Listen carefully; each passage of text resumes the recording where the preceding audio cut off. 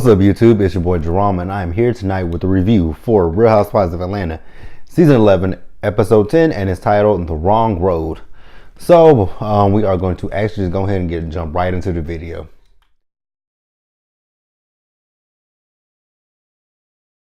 Okay, so with this episode, we see this party that Tanya and Eva had. It's a hit bitch grill party, hibachi grill. It's a party that they're having.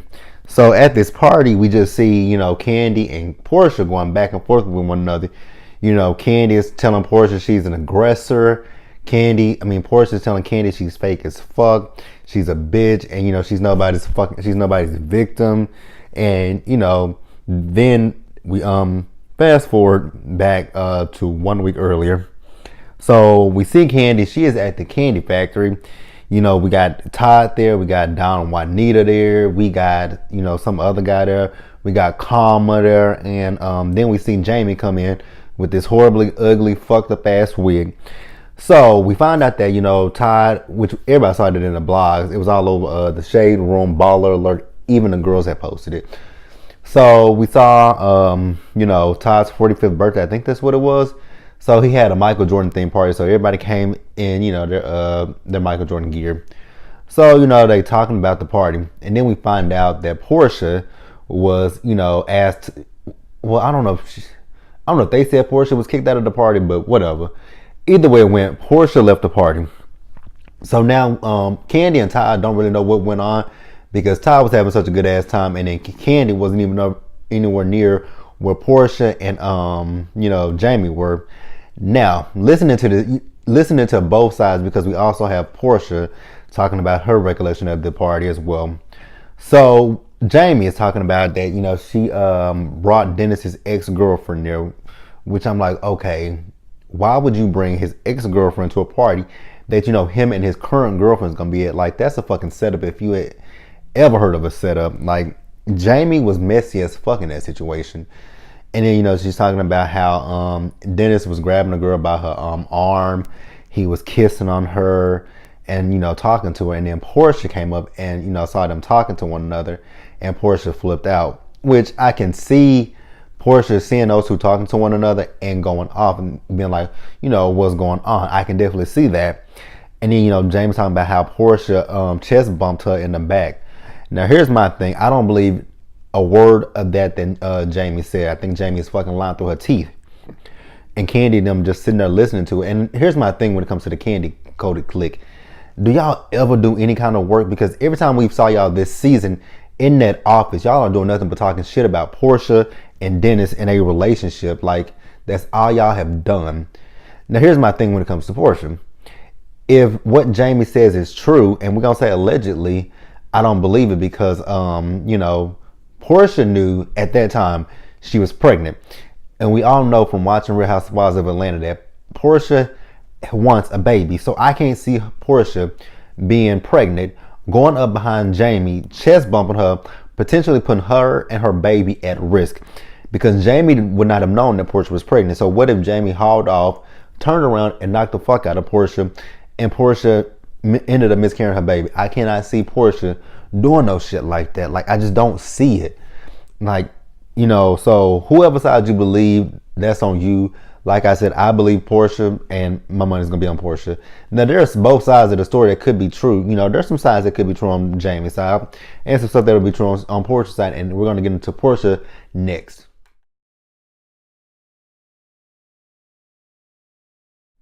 Alright, so I did forget to mention that Candy then was talking. Candy said that Portia texted her talking about Jamie had her fucked up, which I bet you Portia did text her that telling that she had her fucked up. And then, Jamie was talking about that Dennis is still texting his ex. Whatever, who gives a fuck? So over at Dennis's business, we got Portia, her sister Lauren, and Dennis. And they are all telling their side of the story of what happened. So Portia is talking about how, she did see Dennis talking to the girl. She went up to, where Dennis, the girl, and Jamie were. And she just kind of, leaned in and like, what's going on right here? Like, can I help you? And I do believe that. Like I said, I just don't see Portia starting no shit with this girl and she is pregnant. Like, as much as Portia has talked about a baby, I just, again, do not see Portia at all putting her child's life at risk for Jamie, old raggedy ass. So then Dennis is talking about how the girl came up to him and she started kissing him, and he was like, back up. Um, I don't I don't know what to believe with that one. Now, as far as the whole situation with the girl, I don't know what story to believe, because like I said, there could be parts that are true in both, Dennis's version and Jamie's version. But I just don't really see Dennis kissing that girl and Portia is at that party. Like, I just don't see that. Like, I really don't. So then, Portia's talking about how, I think she said Jamie kicked her at the party or somebody kicked her at the party. And then, she's talking about how some security guard came up and danced like that one on security. And then, over at Candy's, Candy Factory, the guy that they're talking about, he's there with Candy and them having a conversation. I'm like, Candy, like, are you paying these people to work for you, or are you paying these people to gossip? Like, that's all y'all doing. And then, he was talking about, oh, whoa, this is not going to happen tonight. Like, nigga, shut your ass up, because nobody would take you seriously, because I sure the fuck wouldn't take you seriously. I'd be like, oh, man, back your old ass up. Like, really, back the fuck up on me. And then, Portia's talking about how it's in the blogs that, it's saying that she had a fight with a girl and she was kicked out the party. And I can definitely see where Portia's coming from, because if none of that shit was true, Candy could have at least texted her and said, well, Portia, I invited you to my party. I didn't know that shit was gonna happen. I didn't mean for that shit to happen. Let's sit down, let's have a conversation and talk about it. But, Candy did not text her. Like, I think that shit is ridiculously stupid and fucking crazy.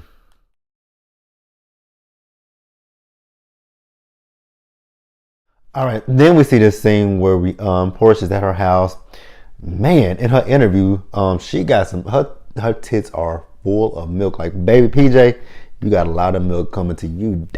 Damn. So she has Cynthia coming over. She got Shamia coming over.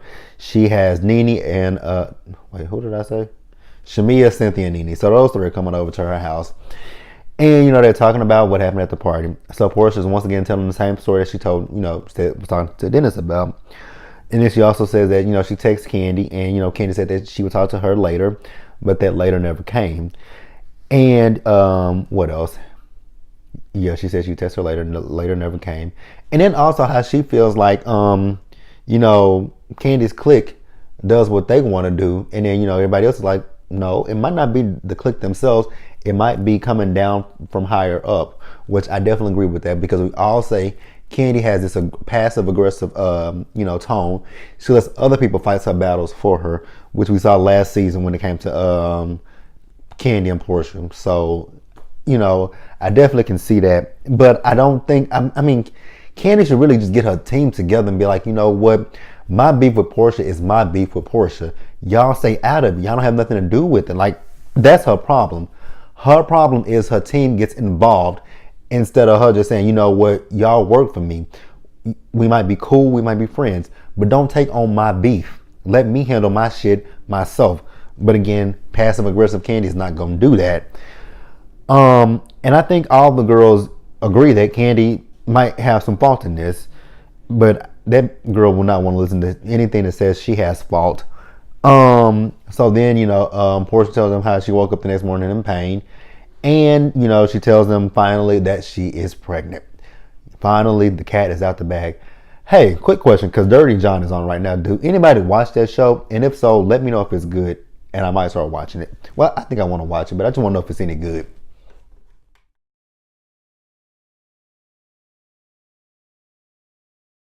All right, so then we got Cynthia. So Cynthia is back in Atlanta from DC. She's calling Noelle. Noelle is not answering her phone. It's going to voicemail. And Mallory is like, Cynthia, bitch, it's only been 24 hours. Like, let the girl breathe.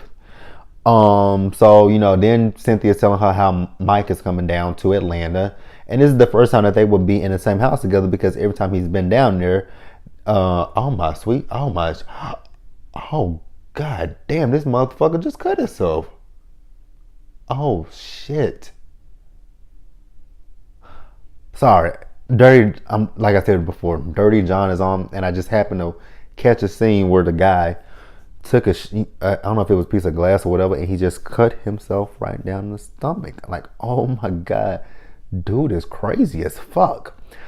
And that's how boring that scene was with Cynthia. I'm so sorry. Where was I at? Yeah, she said Mike is coming down. Every time he's been down, he stays with his mom because Noelle was there. But they manage to have sex with each other. But he just doesn't spend the night. They don't, they don't wake up with each other the next morning. I'm like, okay, Cynthia, whatever. Don't think we really care. And then, she's talking about how, he wants to have a conversation with her about something. I'm like, okay. Anybody interested? Because I'm really not. Cynthia's storyline so far this season is boring. Well, it's always boring, but God, it's even more boring than it usually is. And she's acting like a giddy high school girl, like, hug. And Mallory's like, well, what if he wants to break up with you? She's like, why would you go there? I mean, shit, he might want to break up with you. Cynthia is a gorgeous, gorgeous woman. Beautiful. But corny as fuck. Boring as fuck. I wonder if she's good in, I really do wonder if she's good in bed. Like, that would be the only saving grace with Cynthia, is that she's just a good lay. Hate to say it that way, but that would be the only saving grace. Cause I mean, like, goddamn, the way she acted, he must be beating the pussy up. Turn that shit inside out. So then we finally see Mike in the flesh. Like, God, it took us 10 episodes to finally see this man outside of FaceTime. That is horrible as fuck. So, and they are both equally corny. So I definitely see the attraction from on both sides. But they let us know that they both fucking. And, she's talking about how they've done stuff on the counter. I'm like, did he fuck you on the counter? Did he eat you on the counter? Like, he did something to you on that counter.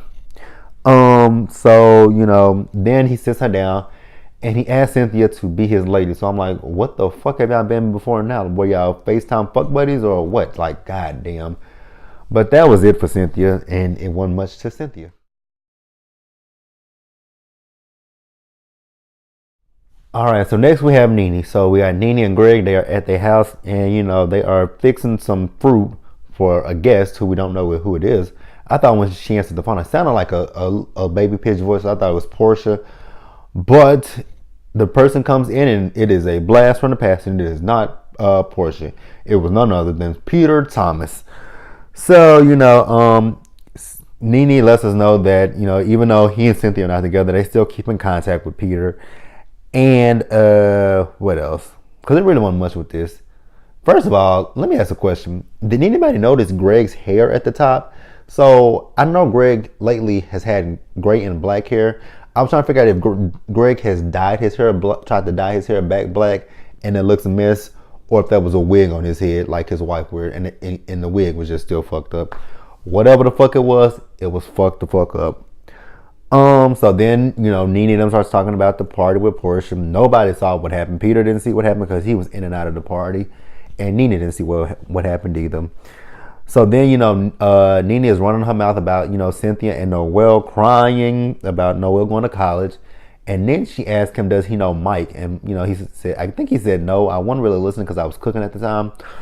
But I do know that she's asked him, does he watch Fox Sports? He says no, he watches ESPN. Whatever, who cares?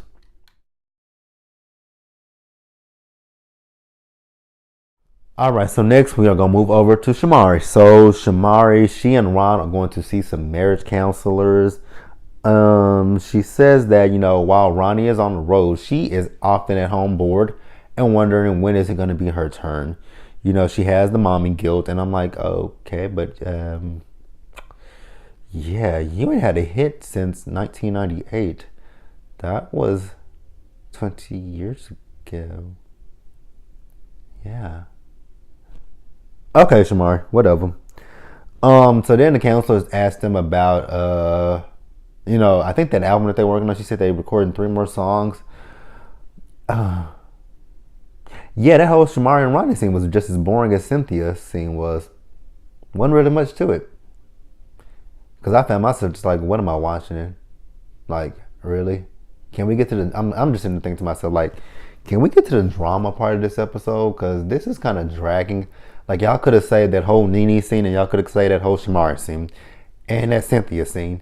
Y'all could have kept all of that and just had it be about the part, the Tide party and the party that Eva and Tanya threw, which we're about to get into that next.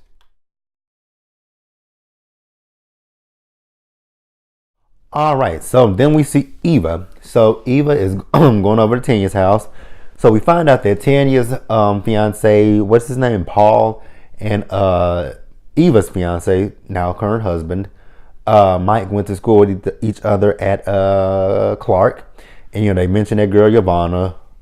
I don't know why we mentioned her again. So then they talk about Destin. They talk about the whole bitch on my talent. How Tanya was talking about the high and low, and how the low happened to be Nene's glasses. And bitch, Tanya got a motherfucking confessional. I'm like, Marlo, eat your heart out, bitch. Because, like, god damn, you had that little blink of a confessional, and you had that little blink of a commercial confessional last season. Bitch, Tanya has been on here for a few episodes and already got a confessional. And you have been on this show for what? How many years as a friend of the Housewives? Wait. How many years has Marlo been a friend of the Housewives? Marlo came on season 4 of Real Housewives of Atlanta. Was she on season 5 as well? Because there were a few seasons that she wasn't on. She was on season 4. I believe she was on season 5. Might have been 6. I don't know about 7. Was 7 the season that Nene and Kenya got into it about that whole... Yep, that might have been the season 7. 8. No, I don't think she was on season 8. That was the season of Tootie, right? Yeah, that was the season of Tootie. Kim Fields. Season 9 was a season. She was on season 9, and she's on season 10. So she's been off and on, but damn, bitch, it took you some years to get a confessional in season 10, and it was only one episode. But I digress. So, then Eva starts to talk about the whole thing that she had in Destin with the bachelorette party. And so now she wants to plan a trip for the girls to go on a trip for her bachelorette party. I'm like, whoa, Andy, you letting the two newbies plan the girls trip? Like, okay, Andy, I see you. I see you, nigga. Well, not a nigga, but I see you, motherfucker. So they are going to Tokyo. So they want to have a party for the girls at Tanya's Hit Bitch Grill. Hit Bitch Grill. She got a room, I guess, a hibachi room or something like that. So she's gonna have all the girls over there, and they are going to talk about what is gonna be the lead into the them going on a trip. But I'm like, shit, it ain't gonna be no lead into no trip with these bitches, unfortunately, because y'all invited drama. Okay, so now we move over to the hibachi party that Eva and Tanya had. So, we have Eva there. We get Shamari there, who looks really decent for once. Tanya has a nice home, by the way. And I love that piano in Tanya's home. Like, I want a piano. Like, excuse me for stuttering. I want a piano. I want to start back playing music. Like, that's one thing that a lot of people don't know about me. I was in band from middle school up until high school. I played the alto saxophone and I played the clarinet. I was much like the character on Drumline. Like, I can't really read music, but if I can hear it, I can play it, and I do know my notes. So I know what notes to play, and if you just give it to me, tell me how to play it, I can repeat it. So I want to learn how to play now the piano, and I want to learn how to play the bass guitar. And I also want to now learn how to read music, which I hope that shit is not hard as fuck. So, like I said, all the girls have shown up. So then Cynthia shows up. And, she's talking about how Mike is there, but she wants all the guys to meet him. But none of the guys are in town, I guess, or none of the guys are available to meet him. The only guy that's available is Dennis. And, Candace's like, oh, speaking of Dennis, Portia unfollowed me and deleted some of my pictures. And I'm just like, oh my God, here we go. So we're going to get some of the bullshit right out the way. So then, I'm so glad Cynthia called Candy on bullshit. And, she was like, you wrong. And then Candy going to look at her like, girl, what do you mean I'm wrong? Candy, you're wrong. I don't give a fuck what you say. You are wrong. And, that's when Cynthia starts to tell her what Portia said. And Candy starts to talking about, the same shit that Jamie told her, but as if she actually saw this shit. Like, you were not there, so you did not see this. So why are you trying to repeat something that you did not physically see? This is hearsay. So then Nene comes in, and Cynthia's like, well, Nene, since you're here, tell Candy what Portia said. So Nene tells Candy what Portia said, and Candy starts just looking at her like, girl, what you talking about? And Nene like, you know what? I'm just telling you what she said. So then Portia comes in, and Tanya asks her, did she want a cocktail? She might need one. Portia said, no, I don't need a cocktail. I'm hungry. And then, she goes out there and speaks out to the girl. She breezes right past Candy, don't say shit to her. So that's when, we get into the whole thing. And once again, I am on Portia's side. Candy is trying to make Portia out to be the aggressor. But Portia's like, you invited me there. And then, your team kicked me out. And, there's this stuff in the blog. And Candy's like, so you saying that I put it in the blog? And, Portia's like, no, I'm not saying that. But as somebody who's trying to build a friendship with me, you could have at least reached out to me. But you never did, which, like I said, on Portia's side completely. So then they start to argue with one another. Portia called, like I said earlier, Portia called her a bitch. And then Candy talking about, your problem is you don't know how to control yourself. No, it's not that Portia don't know how to control herself. Portia, I believe, did control herself. It was Jamie and her friend Sherry with the lips that had the problem with Portia. And then, she's talking about how Portia want to play the victim. I don't think Portia's playing the victim. And Portia said, I'm nobody's victim, bitch. And, the fight, it was just escalating. And Portia, Candy was like, you know what? I'm about to leave. And that's pretty much where we ended with the episode. So tell me how you guys feel. Like the video. Leave your comments. Subscribe to my channel. And I will see you guys later for Marriage and Medicine.